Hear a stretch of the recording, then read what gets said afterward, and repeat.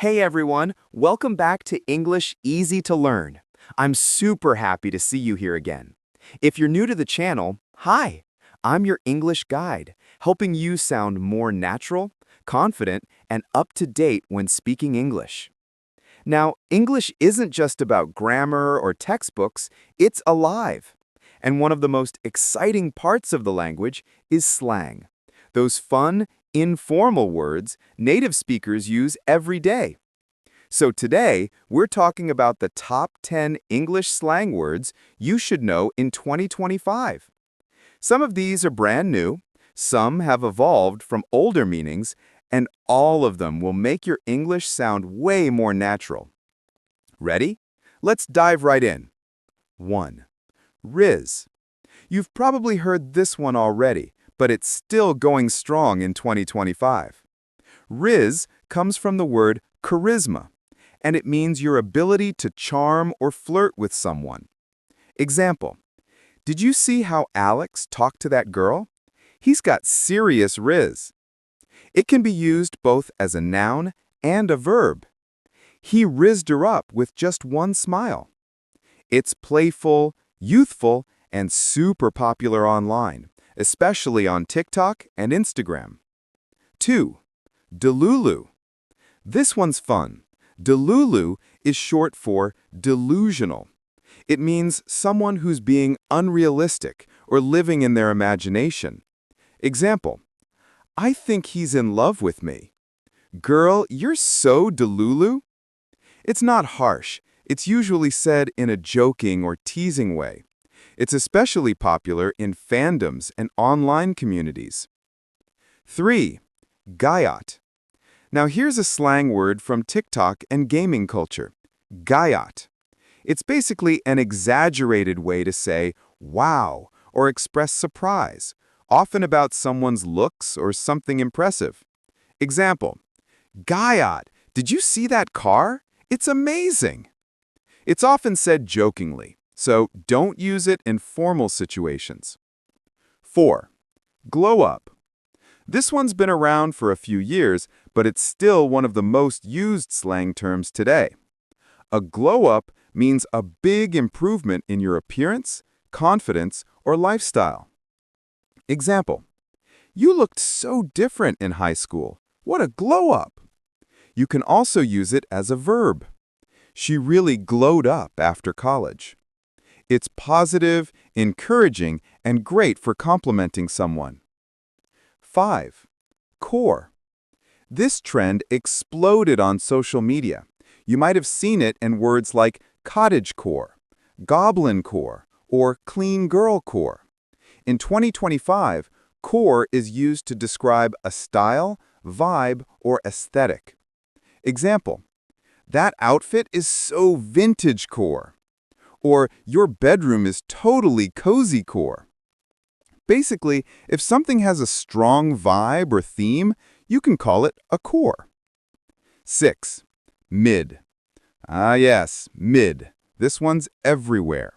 It means average. Not bad, but not great. Example, how was the movie? It was kinda mid. It's a polite way to say something didn't impress you. Not terrible, just meh. 7. NPC. Originally from video games, NPC means non-playable character, like background characters in a game. But now, people use it to describe someone who seems boring, robotic, or predictable.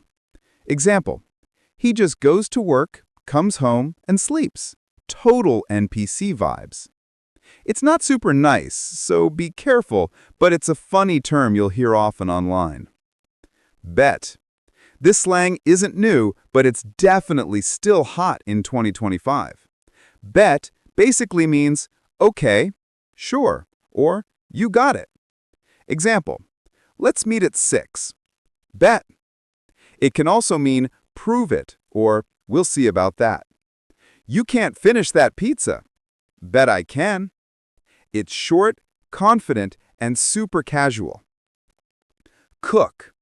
Now this one doesn't have to do with food anymore. In slang, cook means to perform really well, especially in gaming, sports, or creative work. Example, bro was cooking on stage last night. His performance was insane. If someone's cooking, they're doing great or on fire with skill. And last but not least, no cap. Still going strong after a few years, no cap means no lie or I'm being honest. Example, that's the best burger I've ever had, no cap. It's often used at the end of a sentence to emphasize truth or sincerity. It's casual, confident, and perfect for conversations with friends. Bonus word, situationship. You've probably heard this one too.